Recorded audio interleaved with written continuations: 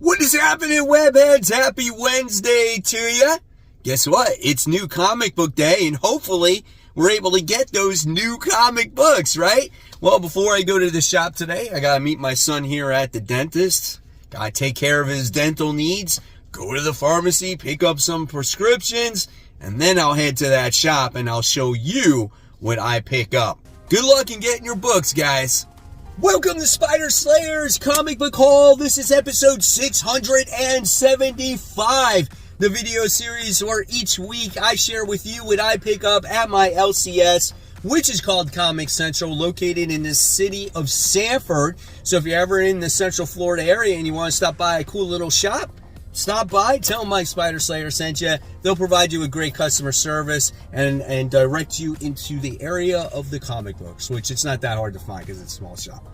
So anyway, here we go. Just like you saw in the thumbnail, here is the newest box I picked up, the new Venom box. I'll probably use it for independent comics. It's a longer box, which is good, and I like the designs of them. Too bad they don't make more like Spawn comic book boxes or Transformer boxes. That would be great to put your indie books in, right? But this is fine. All right, so inside this fancy brand new box is the mysterious black bag. So here we go. So we'll put this box on the floor so I have room to put the comic books. And now let's go ahead and get started. So a new little programming change, guys. I know I just introduced two new series, Marvel vs. DC and Indie Gems.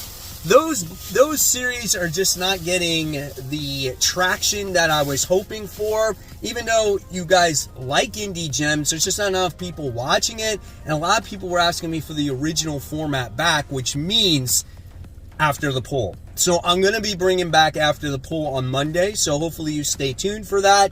And what I'm going to do is I'm just going to make a section for each company. Marvel, DC, Independent. So I'm going to pick a top pick, and then we'll see which company reigns supreme each week. Is it going to be Independent Comics? Is it going to be DC? Is it going to be Marvel? I'll do like a GPA, kind of like I was doing with Marvel vs. DC. But no comics versus each other and no color-coded gems. And even though the theming was there and the idea was there, I think you guys just like the basic concept of me reviewing the comics and talking about that. So hopefully you guys can appreciate that. So stay tuned for the newest and the return episode of After the Poll on Monday. All right, guys, so here we go. IDW preview. Don't really care about that. I wanted to see what this is about. Return of the Living Dead, this is issue 1.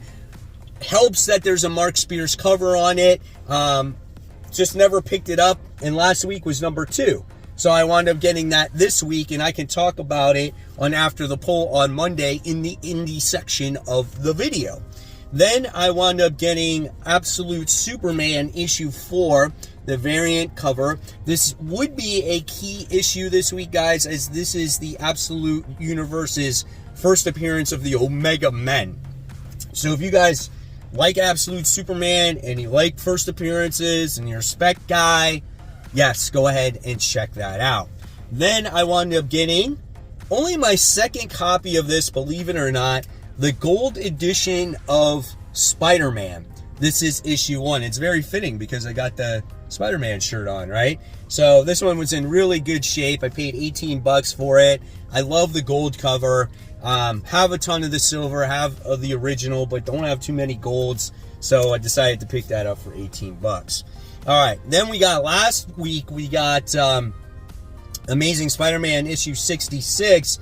And I guess they just got this cover in most recently. So I got the Kari Andrew variant. This is a gorgeous cover. You got Mary Jane.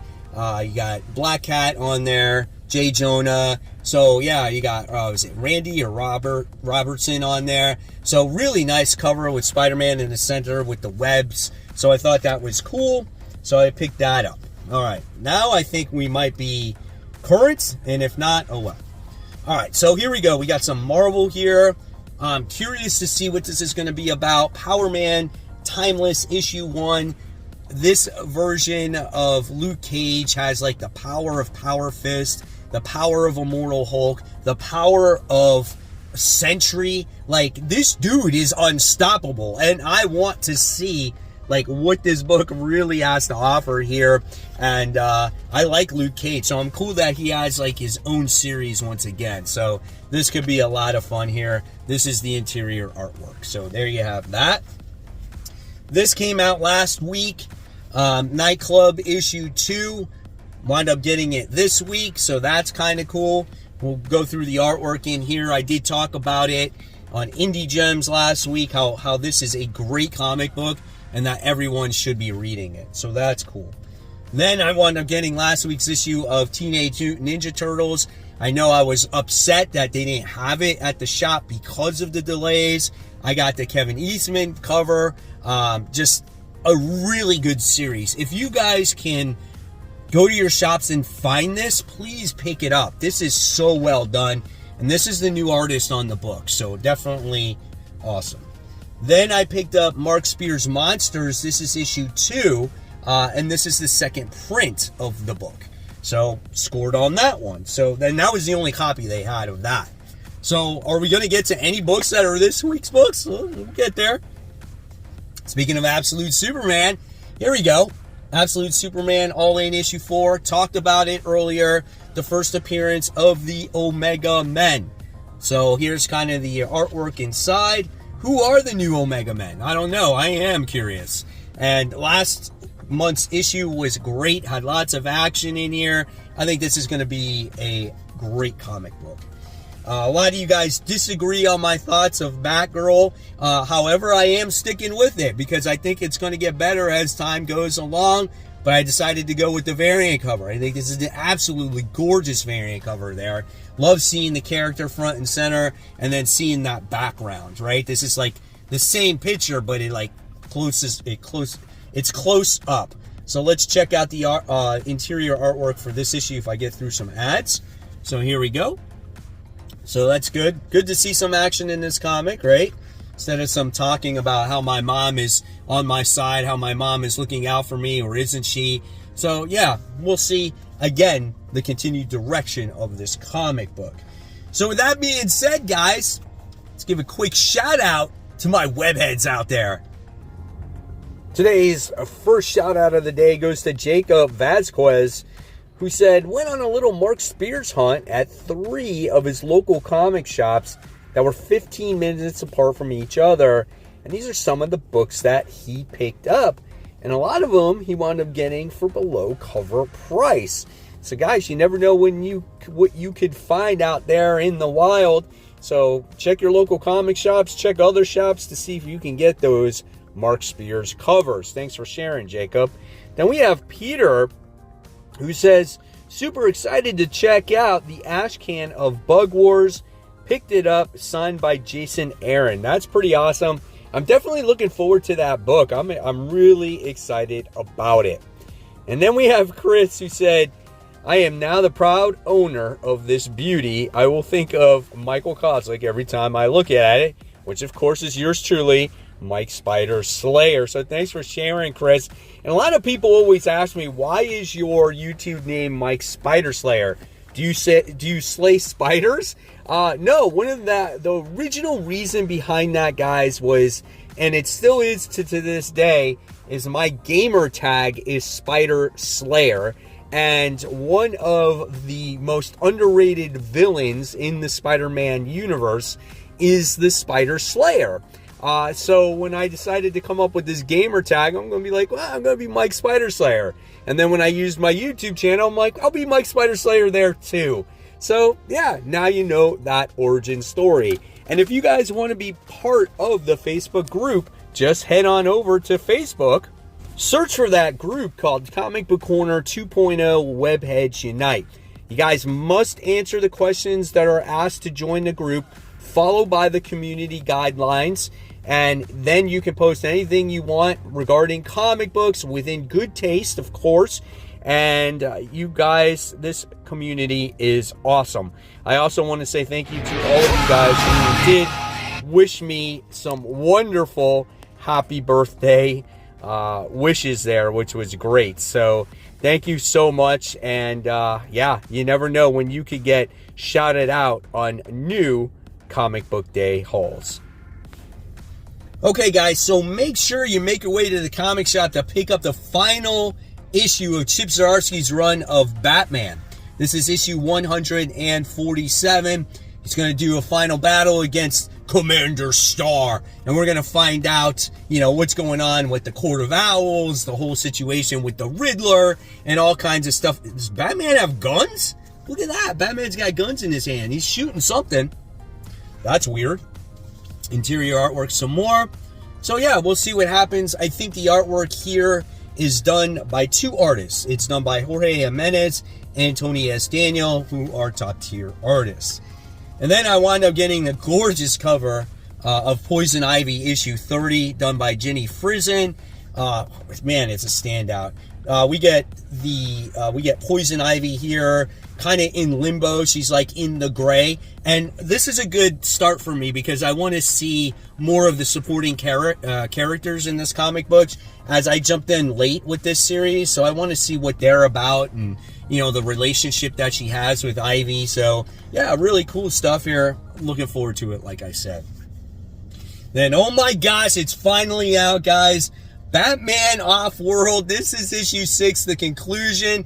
How long did it take between issues? Is it like 6 months, 5 months? Let me know in the comments below. When was the last issue we saw of this? I can't believe it. Maybe because Jason Aaron was focusing on Turtles, and he was like, I'll wait forever until I come out with this last issue. Or maybe it was the artist. Who knows?